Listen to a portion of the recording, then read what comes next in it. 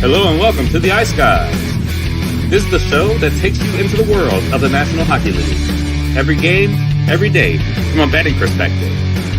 With pro sports handicappers, Ian Cameron, Alex B. Smith, and various guests from the world of hockey and sports betting.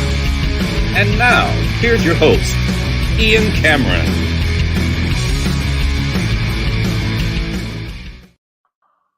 Welcome to the Ice Guys, Sunday, October 27th. Ian Cameron, Alex B. Smith with you for Sunday NHL action. And we have 4 games on tap here for this Sunday. We will get to those in just a moment. Just some quick hitters on yesterday. It was obviously a huge slate. Not the kind of results I was hoping for. It was kind of a disappointing day overall. It started out very well, though. We had the over by Fecta in the Sabres-Red Wings game. Buffalo gets a victory there over the Detroit Red Wings, 5-3. I don't know if I saw 12 goals exploding on the scoreboard between the Wild and the Flyers, but that's what we got. 7-5 for Philadelphia in what turned out to be a game from, I don't know if it was 2024 or 1984, but that's what that kind of looked like last night yesterday afternoon, rather, between the Wild and the Flyers. Disappointing to see Utah fall short. It was a very, I thought actually they didn't play that bad, but they couldn't finish their chances. They're having a tough time right now finding the back of the net. And the LA Kings get a 3-2 win over the Utah Hockey Club. Tampa Bay shuts out Washington. Capitals fall back down to earth a little bit last night in that 3-0 loss. Credit to Tampa Bay, pretty solid, complete team effort, bouncing back from the loss to Minnesota. Rangers get a tough effort from Anaheim. Dostal very sharp in net, but the New York Rangers get a 2-1 win. Hats off to the old man. Jonathan Quick played well. Boston 4-3 win in overtime against Toronto. Leafs find a way to lose in Boston. That's happened many a time over the last several years. Played solid at times, but mistakes, got into penalty trouble. Austin Matthews, the captain, giveth, and then he taketh away. Great goal to tie the game, cash the draw at least for Alex and I with the Leafs and the Bruins, but then just an unbelievably bad turnover in the defensive zone in overtime, and Pasternak makes him pay for it with the overtime winner. Bruins with the 4-3 win against the Leafs there. Winnipeg stays undefeated. Wow. 5-3 win against Calgary. They continue to be impressive, and now they're starting to score a lot of goals lately. So the offense is really coming along with the good, solid play they've had in their own end.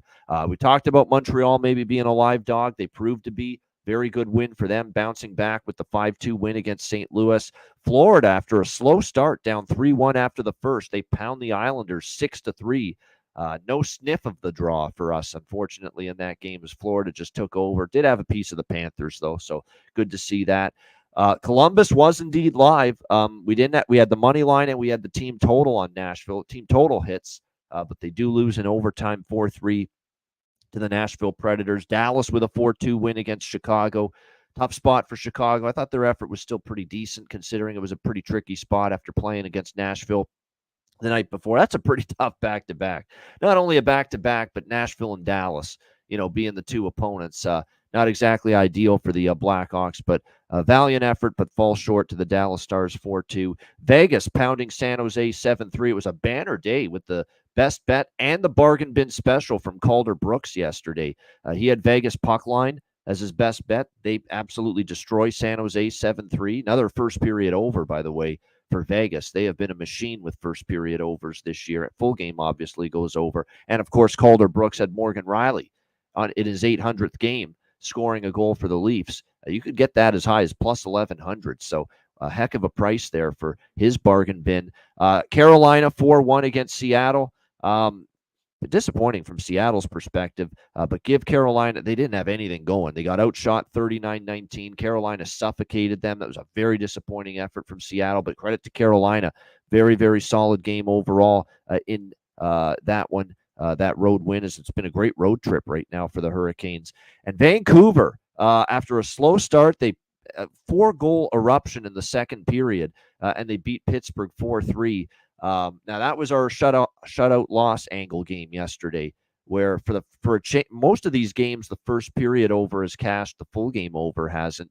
It was reverse in that game, where actually the full game over cashed and the first period over fell short, and it needed some very good saves from Nedeljkovic to keep that from going over in the first period. But still, we get 1-1 split with that angle, which is now updated numbers 12-2 to the first period over this season in games for teams off a shutout loss.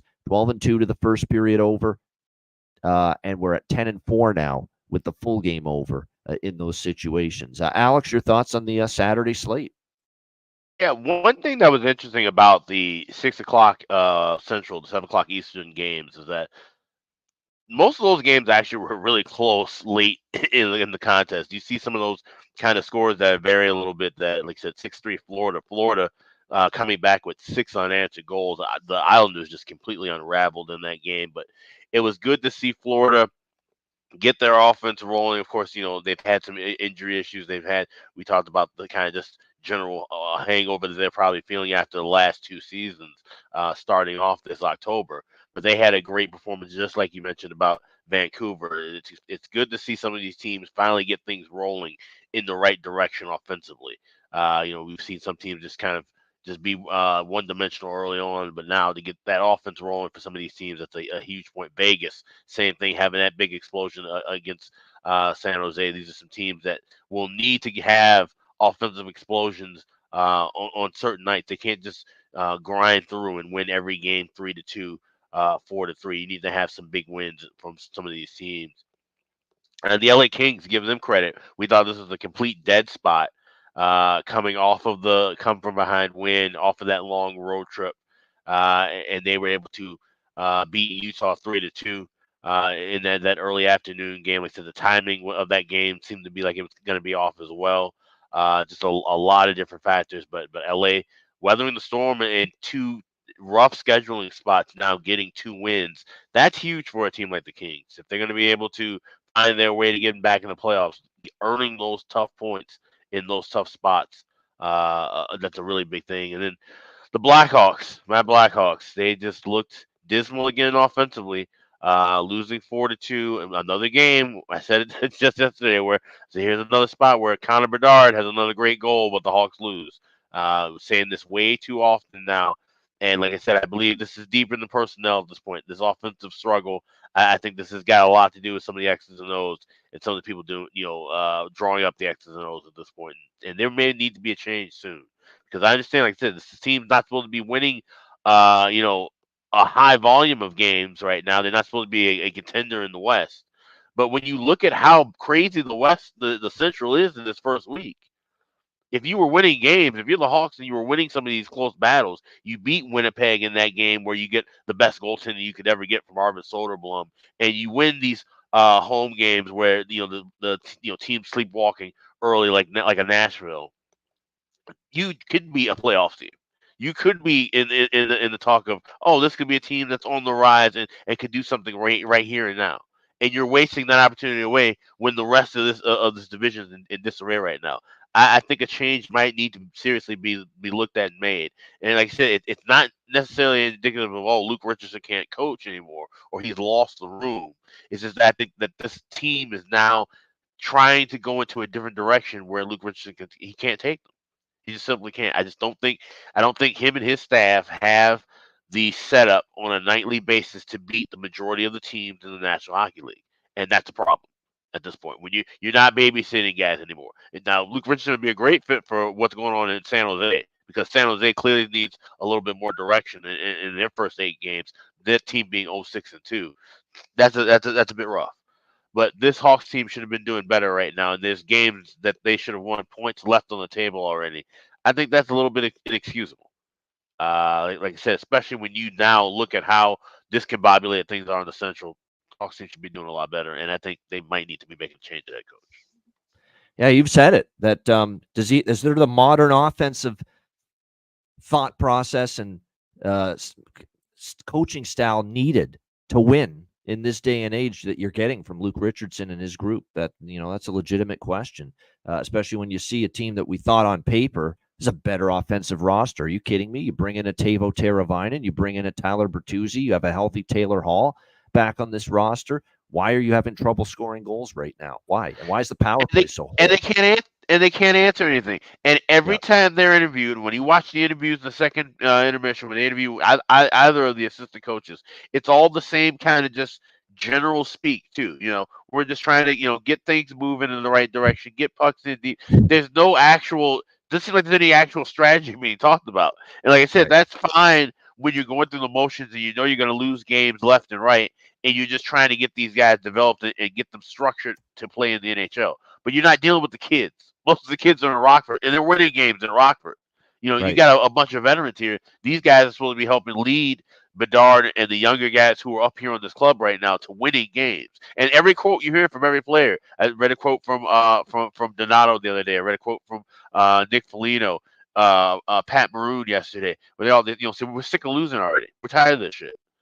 And when you have the players saying that, and the players are getting frustrated, but then the coaches are just kind of saying, "Oh no, this is okay. We're still keeping calm." That's a Yeah. problem. Yeah. Yeah. It seems like the players are more frustrated and angry about losing right now than the coaching Yeah, the staff coach. is. Yeah, that's Yeah. not that's And not good. That's never no, good. that's not good since look, at the end of the day, the coach is the leader of the ship. And he's got to be thinking the same or feeling the same way you would think as the players. And yet it doesn't look that way or project that way when you're hearing and listening to them right now talking to the media. But like I said, yeah, to see it's not that Chicago's losing that shocks me. It's the lack of goal scoring in the losses that shocks Yeah, me. That wasn't supposed yeah, to be the issue. If they were going to lose, they were going to lose some 5-4 games this year. But they're losing games scoring one bloody goal, 2 yeah, goals in a lot of these games. That's the surprise. That's what we yeah. weren't expecting right here from Chicago so far this year. All right, we got 4 games on Sunday. Let's get into them. We'll begin with Edmonton and Detroit. Now, this is a back-to-back for the Red Wings. They were in Buffalo yesterday afternoon, but the good news is, like I said, it was an afternoon game and it's short travel, so it's not the worst back-to-back, but it is still nevertheless a rest advantage for Edmonton. They played Friday night against Pittsburgh.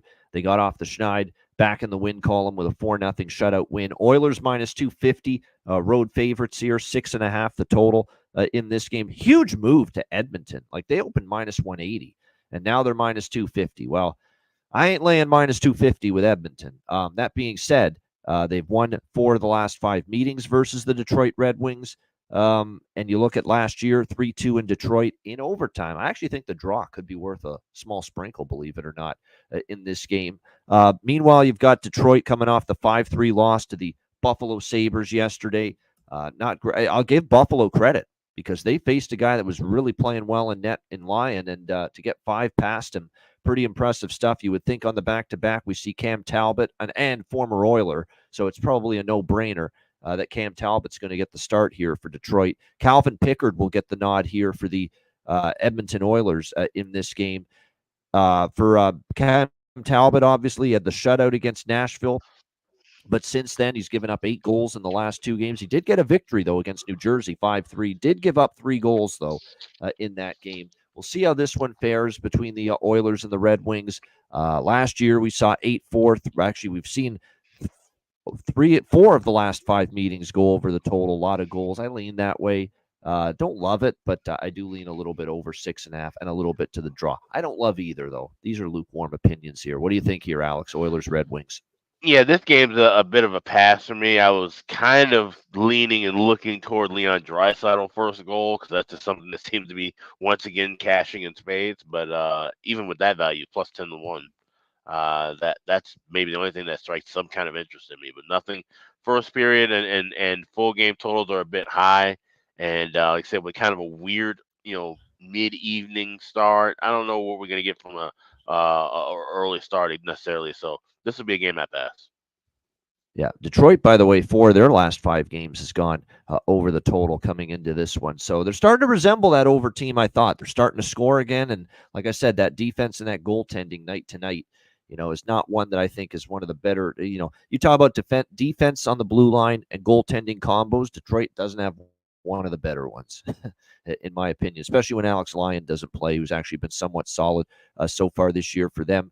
Victor Arvidsson, someone that got going a little bit against Pittsburgh. Maybe he starts to heat up. He's a better offensive player than he's shown. Rich H pointing out Leon's on a 5-game point streak. Yes, obviously ride that. Although, again, you never love that you don't get great value with him. But Arvidsson's the one I think I would look at here for the Edmonton Oilers. And it looks like we're going back to the old setup to Brinken, Larkin, Raymond on the top line, Tarasenko, Comfer, Kane, looking like your top 6 right now. How Patrick Kane missed the fucking net there, or hit the post when it was a wide open net. And next thing you know, Buffalo gets the empty net goal right after that to put it away. That close to tying the game. Detroit in the final minute there. Brutal luck. I hate to say it, he's missing a step. Yep. I've watched a couple He'd of bury Wings that in games. the middle of the net in his, heyday. Yep. Exactly. That's those little changes are a sign of the times, unfortunately.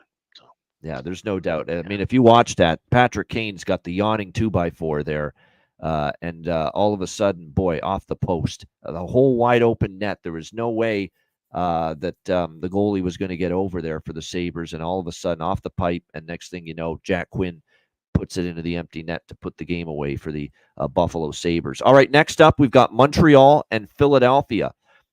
Two more teams on a back-to-back. We've got Philadelphia minus 170, home favorite, 6.5, the total. Now, there's no doubt, and maybe this is why the money's come in on the Flyers. There's no doubt it's a better back-to-back situation for the Flyers. They played yesterday afternoon against Minnesota. There's no travel. They stay right at home here in Philly. Meanwhile, you got Montreal that had to play at night against St. Louis in that 5-2 win, and they got to travel. So there's no doubt it's a better back-to-back setup big time for the Flyers. Better situation. But there's no friggin' way I'm laying minus 170 with Philly. That's just what? Because they got off the schneid, won a game 7-5. Now let's lay minus 170 with them after losing 6 in a row before that win against Minnesota yesterday. No, there's no way I'm doing that. No chance. None at all. Do I love Montreal in this spot off a big win against St. Louis, going on the road now with Caden Primo in net? No, I don't. But I can tell you right now, I don't love minus 150 here with the Philadelphia Flyers. By the way, so Samuel Ersson was in net, and obviously he didn't have a great game, and he's probably still the best goalie Philly's got right now. Fedotov's been a disaster. He had another brutal start against Washington. He's, I think, been sent down. They've called up from Lehigh Valley Alexei Kolosov here for the Philadelphia Flyers.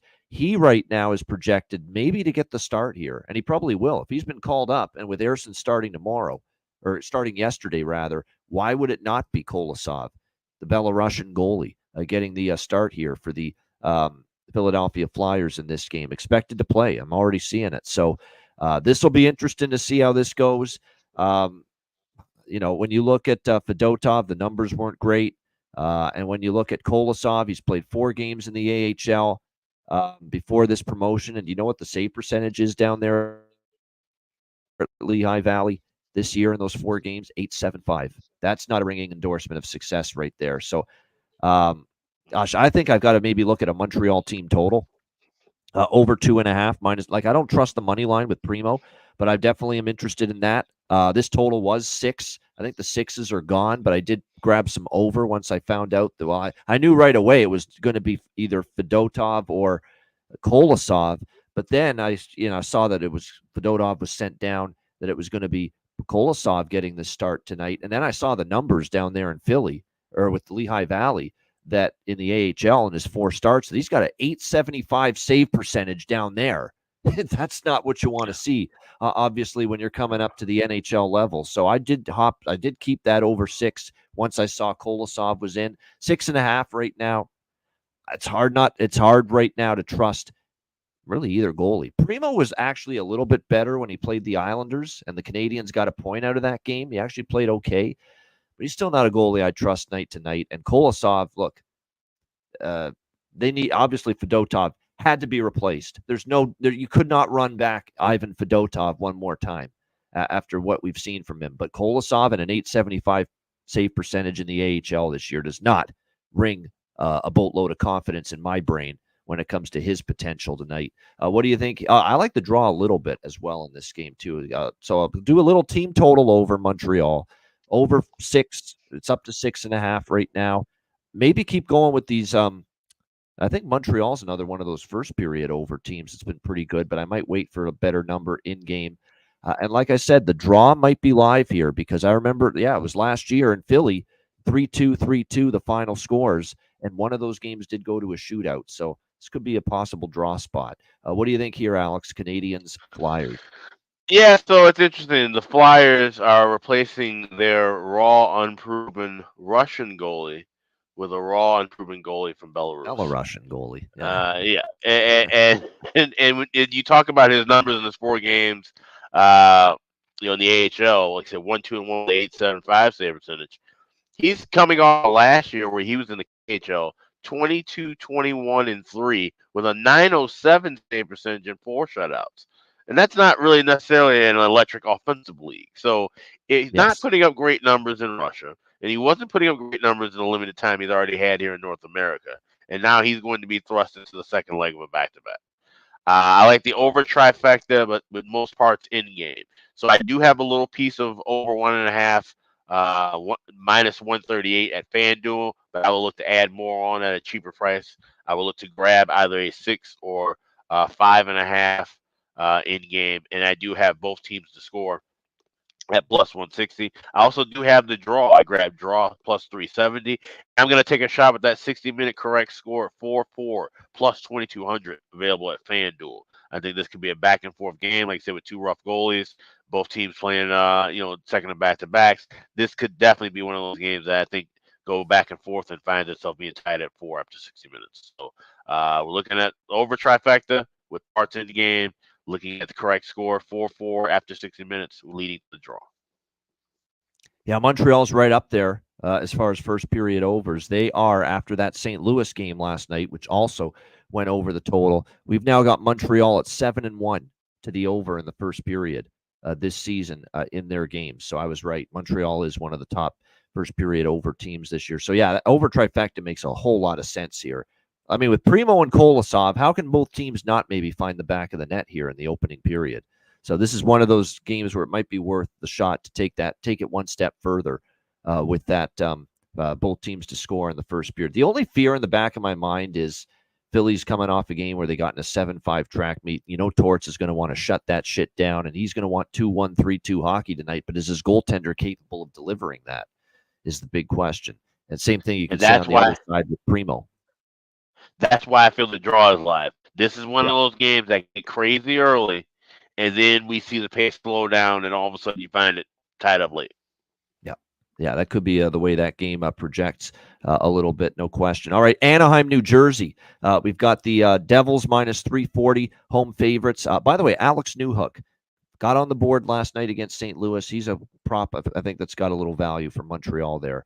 We've got the Devils minus 340 home favorites, 6.5 the total here in this one. Obviously, the Devils dropping the game against the Islanders and Detroit, back-to-back losses for them. And actually 3 straight losses if you include the Tampa Bay, debacle that happened earlier in the week. There's another team that's having issues with defense and goaltending right now. 6-8-5-4, the goals allowed during this 4-game slide, for the New Jersey Devils. They thought, Brett Pesce back, and certainly with bringing in Jacob Markstrom, they weren't going to have as many of these nights where the defense and goaltending is an issue. But right now it is, and it's both goalies. Jake Allen hasn't been that same solid performer we saw, especially when he joined the Devils late last year. Anaheim off a 2-1 loss to the New York Rangers last night. It's a back-to-back for them. It's obviously a rest advantage for New Jersey because they played Friday, but 3 and 4 nights for them because they played Thursday and Friday. Jacob Markstrom in net confirmed for the New Jersey Devils. You got to believe we're going to see Reimer for Anaheim after we got Lukas Dostal last night in the game against the New York Rangers. But Markstrom, he's got to step things up a little bit. Markstrom had a great first start in Czechia against Buffalo when they were overseas. Since then, he's given up at least 3 goals in every start. 5 of his last 6 starts, this guy has given up at least 3 goals, 10 in the last 2 starts against Washington and Detroit. So there's definitely, definitely room for improvement for Jacob Markstrom. There's no doubt. James Reimer, like I said, I would expect him to be in net. He's only had the 1 start this year at Vegas, a 3-1 loss. He gave up 3 goals in that game. That's about what you're going to get usually with James Reimer. He'll give up 3, 4, something like that most games. I hate to be repetitive, but in a slate where I can see goals up and down with these 4 games here on the Sunday slate, that's probably the lean here for me is over the total. More so the full game, because if you look at first period numbers, Anaheim's not been a good first period over type of team. And New Jersey's not great either so far. I think they're only 6 and 4 with first period overs so far this season. So this is probably one of those games where I veer more toward full game. But like I said, with a Reimer and a struggling Markstrom, and New Jersey 4 straight games have gone over with that defense right now, not playing great form. I could see this being another game where we see goals both ways. Alex, Ducks, Devils. Yeah, if you like totals, wait in game. These prices are a little bit inflated, and I think we can get enough time, even with these 2 struggling goalies, to grab something at cheaper prices. That's the only way I would look would be totals. Sidewise, obviously can't look at anything New Jersey that high of a price, but Anaheim, and we've seen them cash as a dog, especially on Sundays specifically in these spots. I just don't trust them in this particular spot. James Reimer, like I said, he can give you every now and then he can give you a good start, but it's just hard to quantify and choose when he's going to give you that quality start. So this is a pass on sides. We'll wait in game for totals. Yeah, Robert, I don't mind that. Duck, take a shot with the Ducks, even though they're on a back-to-back, and even though it's Reimer instead of the goalie I prefer, Dostal. But New Jersey is like not going to overlook Anaheim. That's my one concern with believing in Anaheim winning. New Jersey needs to get this. Okay, they need to get back on track. They've lost 3 in a row. I know Tampa was a terrible game. Detroit was not a great defensive game, and the Islander game could have went either way, but they lost it. Got to get 2 points here if you're New Jersey and Sheldon Keefe. We'll see if they can do it. If I had to bet the game, I would take the dog here with Anaheim. The beauty of that is that none of us have to bet the game. No, we can just look for goals, which is what I prefer definitely when it comes to this game. I thought they did too, Robert. Like I said, I'm there with you conceptually. At this price, you either bet Anaheim or not. It's just I don't love the spot, and I don't think New Jersey's going to look past the Ducks here either. By the way, Anaheim 7-2-1 to the under, believe it or not, in their last 10 games. So they've kind of been playing a little bit more of a especially on the road in some of these games, and we saw it last night, a little bit of a tighter defensive style. We'll see if that carries over. Cutter Gauthier and Troy Terry, I still don't mind looking at goal props for them. By the way, Dawson Mercer has been elevated to the top line with Hischier and Meyer. So I definitely like Dawson Mercer as far as a prop here tonight, getting that bump from Keefe up to the top line for this game tonight. All right, let's wrap it up with the final game now of this Sunday slate, Ottawa Senators and the Colorado Avalanche. We've got Colorado minus 170, home favorites in this game. The red-hot Avalanche now starting to get their game back on track after a bad start to the year. Everyone wanted Jared Bednar's head on a silver platter, and now all of a sudden they're starting to get back on track. They're minus 170 home favorites, 6.5 being the total here in this game. Of course, when you look at Colorado, the tough start, Vegas, Columbus, Islanders, Boston, 0-4, losing all 4 games, and now they've won 4 straight to get back to 500. Anaheim, San Jose, Seattle, and Utah, impressive showings. I think one of the big difference makers for the Colorado Avalanche has clearly been their defensive game's gotten better. The problem with that 0-4 start, they gave up 8-6, 6, and 5 goals. Majority of those were Alexander Georgiev starts. And in the 4 wins, they've given up 3, 1, 2, and 1.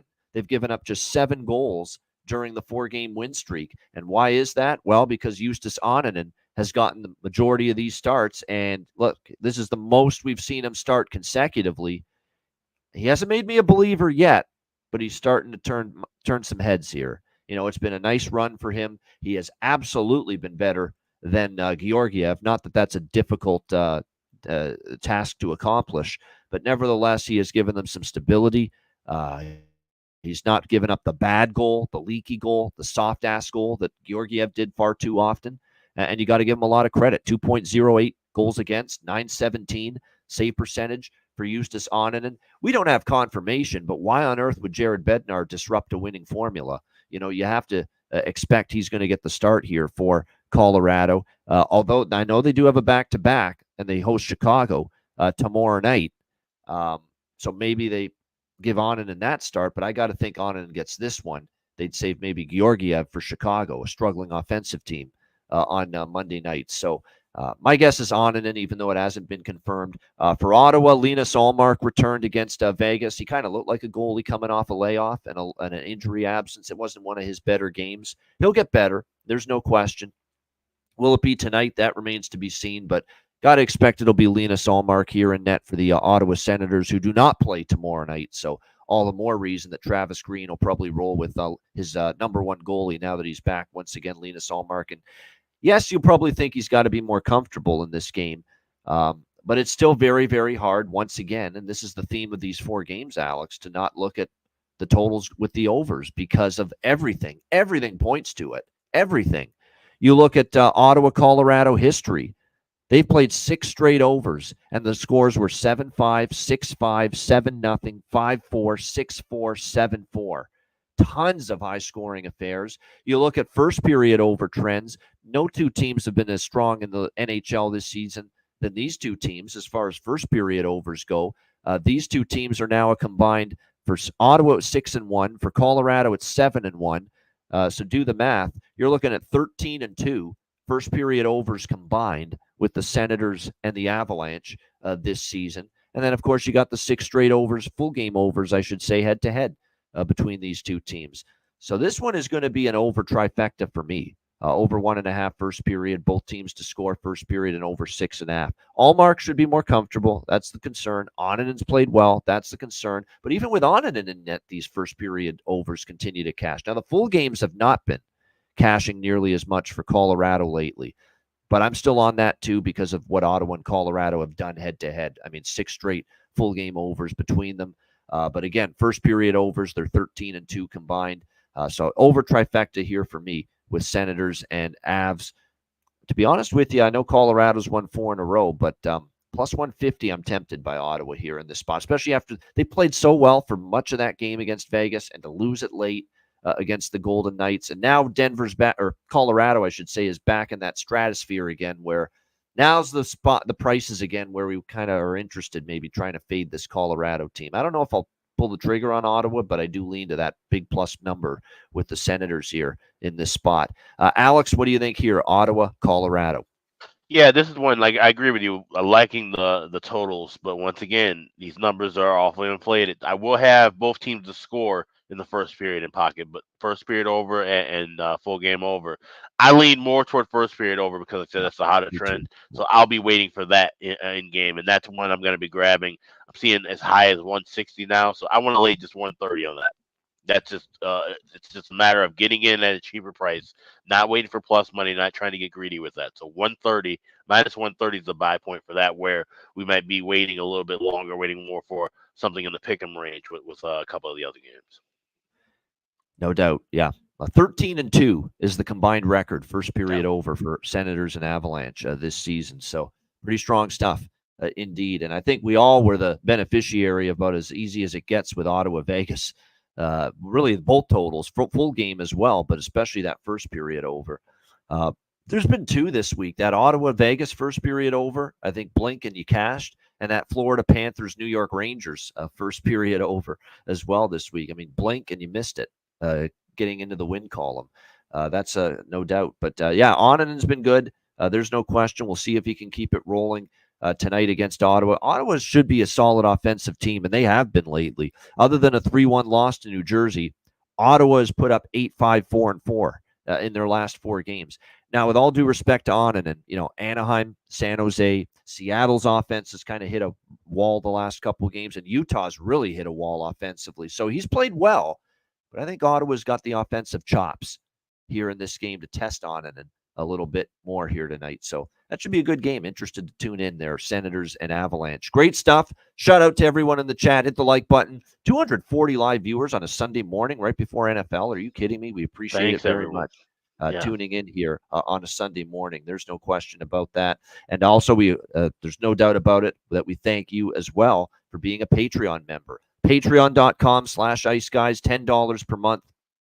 All our bonus content there, videos, shows, exclusive live betcast later in the season, goalie charts, totals charts, and more stats. And, of course, daily betting card, sides, totals, player props posted each and every day. And your $10 per month Patreon page subscription helps us out to keep this show going long term. So make sure you sign up if you haven't already for the full season. $10 per month, patreon.com/IceGuys. Also, check out the Ice Guys store, iceguys.myspreadshop.com. We've got everything in stock right now, the hoodies, caps, T-shirts, mugs. We got baby clothes. We've got everything. Check it all out right now at the Ice Guys store, iceguys.myspreadshop.com. No doubt. Check out the great merch at the store. All right, we've got Best Bets and Bargain Bin special of the night coming up right after we hear from our great Ice Guys sponsors.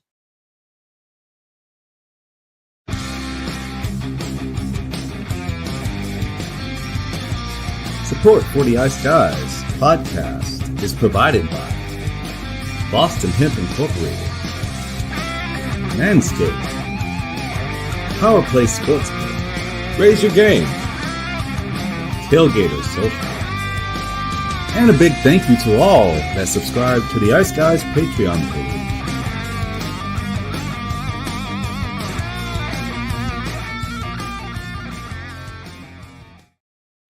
Everyone loves a perfect pair. Bacon and eggs. Thunder and lightning. Mario and Luigi. A hot dog with fries. Ian and Alex B. That's right. Everyone loves a perfect pair. So why not pair up your game nights with Boston Hemp? From exotic flower to concentrates and edible products. You'd be hard-pressed to find a better pairing than Boston Hemp and hockey. Check them out today at bostonhempinc.com. That's bostonhempinc.com. Boston Hemp Incorporated, the official smoke sponsor of the Ice Guys. Void where prohibited by law. Not available outside of the United States.